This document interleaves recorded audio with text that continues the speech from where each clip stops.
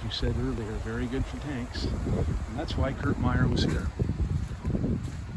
He set up his headquarters for the 12th SS Panzer Regiment, Panzer Division, and their job was to push the Canadians back to the sea. And there was fighting going on all around this area. The Canadians and British were pushing to capture an airport, Carpiquet Airport, which is just over that way, a couple miles that way. And in that fighting there was prisoners taken, and some of the prisoners, including these men here, were captured and brought to this garden area we're going to walk into. Kurt Meyer, who was in charge, ordered that these prisoners be killed, and they were shot in this little garden area here. They were brought in here, taken down these steps, and shot one by one.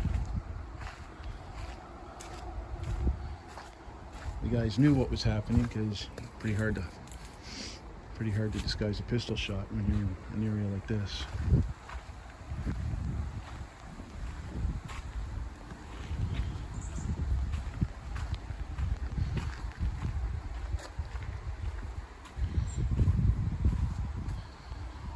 There's a monument to them.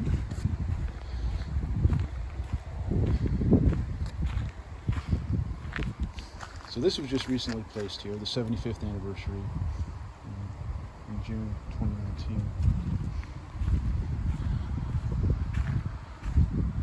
And there they are, the faces of the men who were killed here.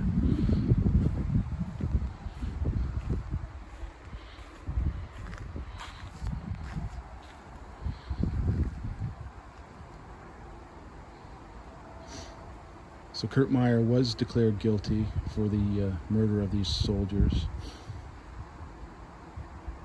and condemned to death, but he was commuted to a life sentence. He was actually imprisoned in Canada, and he was one of the first accused and convicted war criminals of the Second World War. Interestingly enough, he was convicted and he served his time. He was released in 1954. He served his time in Dorchester Penitentiary in New Brunswick. And when he was released, he became a beer distributor, and he had he ended up having good close contacts with Canadians. He sold a lot of beer to Canadians. Life is strange. Maybe in his own way he atoned for what he did.